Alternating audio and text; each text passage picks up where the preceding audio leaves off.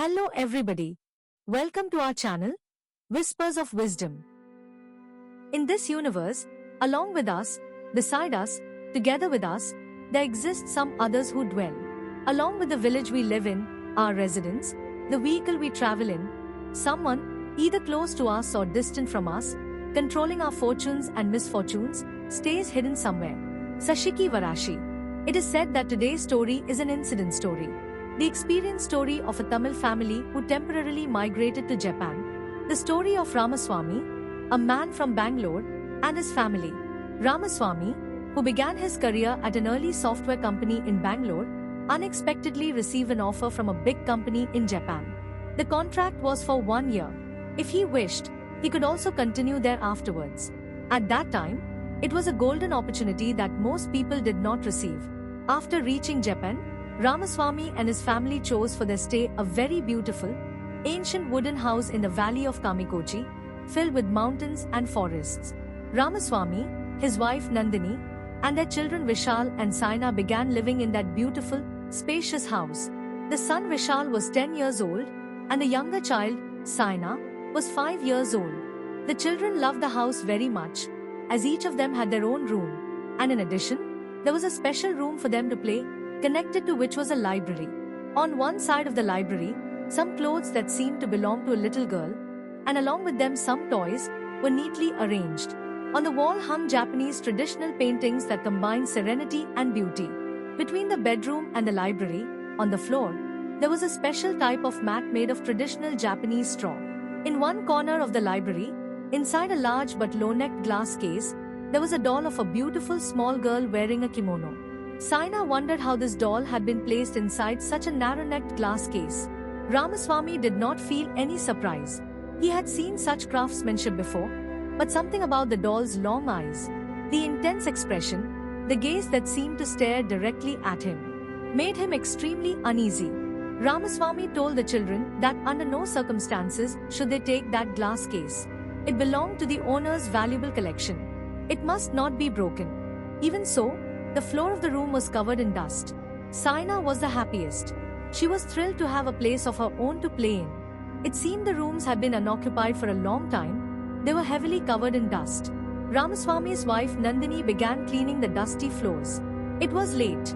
Darkness spread across the Kamikochi mountain ranges. After walking around the house, the children went to their rooms, and Ramaswamy and Nandini went to their bedroom. Everywhere there was a deep silence. The house was immersed in an empty coldness. Only the sound of a faint breeze could be heard. Falling into sleep, Ramaswamy woke up startled by something he heard.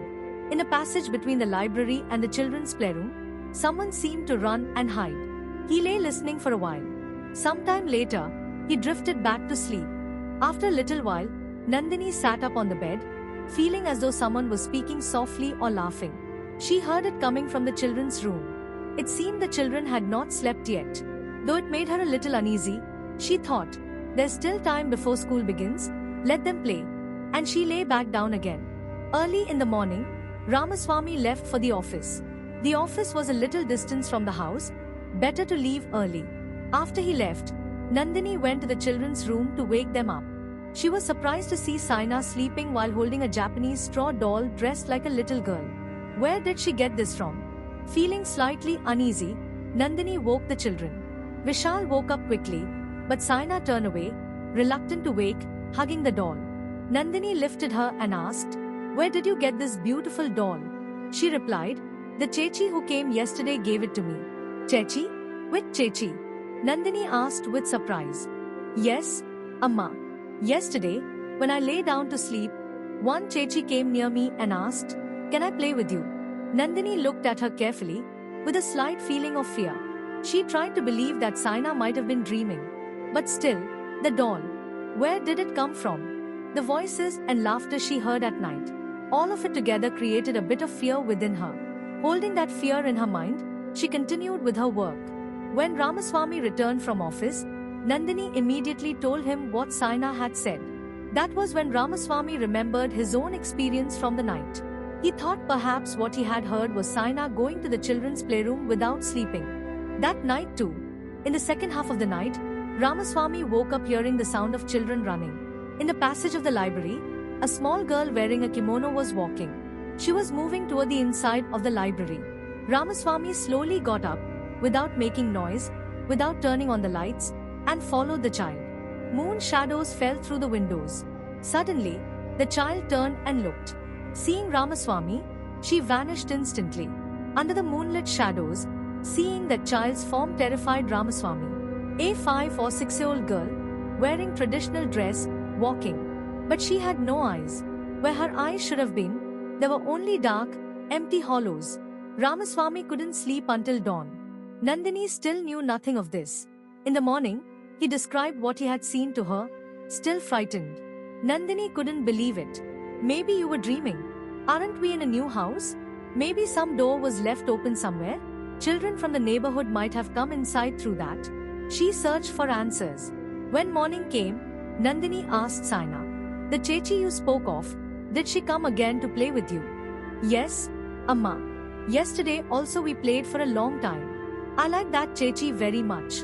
Ramaswamy and Nandini looked at each other in shock and silence. That night, before going to bed, they checked every door carefully. Everything was securely locked. No one could enter from outside. That night, they could not sleep. A terrible fear had gripped them. In the last hours of the night, a shadow passed slowly in front of them.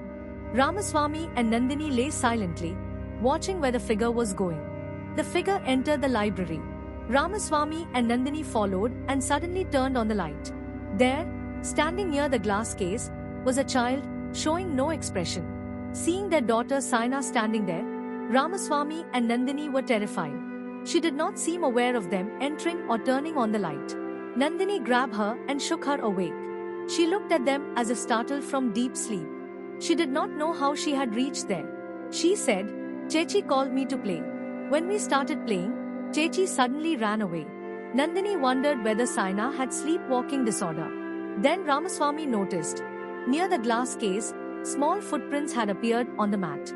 Wet footprints. While he watched, they disappeared quickly.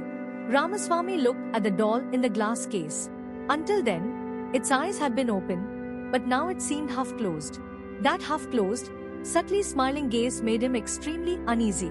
He decided that from then on, Saina must sleep with them, not in the children's room. That was a full moon night.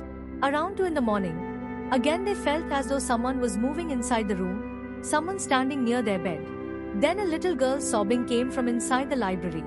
This continued for many days. Nandini and Ramaswamy came to a decision. We should look for another house. There seems to be some mystery here. The frightening and unsettling circumstances pushed Ramaswamy into deep sorrow. His silence and changes were noticed by his colleagues. One day, his coworker Harto asked him, "For several days I've been watching you. What has happened? Something seems to be troubling you deeply. Don't you like our country? How can I help you?" After a moment of silence, Ramaswamy lowered his voice and said, "I like this country, the people, you, all of it. But for several days, we haven't been able to sleep. Some strange incidents are happening in our house." Ramaswamy explained everything to Harto. After hearing it all, Harto said, "I too am from a village near yours. Now I live close to our workplace. I have heard of such incidents. Tomorrow, both of you must come with me to a village. There lives a monk named Komtoshishi, nearly 100 years old. A master and priest who drives away evil spirits and invokes and consecrates Sashiki Varashi." The next day, the two of them traveled with Harto to a nearby village called Hakuba. Ramaswamy explained their experiences to the monk. After a short silent pause, the monk told Ramaswamy and Nandini the story of Sashiki Varashi in Japan. Sashiki Varashi is a little girl. Girls who die an untimely death before their destined life fulfillment become Sashiki Varashi. They never leave the house they were born in. Because their karmic bond is tied to that house, they cannot go anywhere outside. At night, they search through cupboards, speak softly, arrange their toys, and run through the house. It is believed that houses where Sashiki Varashi runs bring prosperity and happiness. The house you are living in is very old. Long ago, a child must have died there. It is that child's presence you are experiencing. The child is now extremely happy. Your daughter Saina and the child are of the same age. Sashiki Varashi is joyful at having found a playmate. She tries to take Saina with her at night to play. But now Saina cannot go with her. You keep her with you. Every night she comes to the place where Saina sleeps to call her. But since Saina sleeps with you, she cannot play with her. That is why you hear the child sobbing. Sashiki Varashi is not an evil spirit. You do not need to fear. From today onwards, believe that you have one more child. Whatever you do for your child, do it for the invisible Sashiki Varashi as well. It will bring you prosperity and happiness. They thanked the monk and returned to their village. At a nearby shop, they bought some toys and a traditional Japanese kimono. Seeing the clothes and toys, Saina asked, Amme, why did you buy these? Nandini said, when Chechi comes to play with you again, you must give these to her. These are for your new Chechi. Saina immediately ran to her room with the clothes and toys. Her little footsteps landed softly on the room floor like raindrops.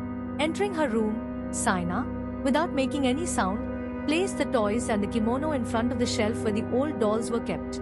At that moment, an invisible breath that followed them flowed over the silence of the room and turned into a small breeze. Saina's hair strands gently drifted across her face. Chechi, all this is for you.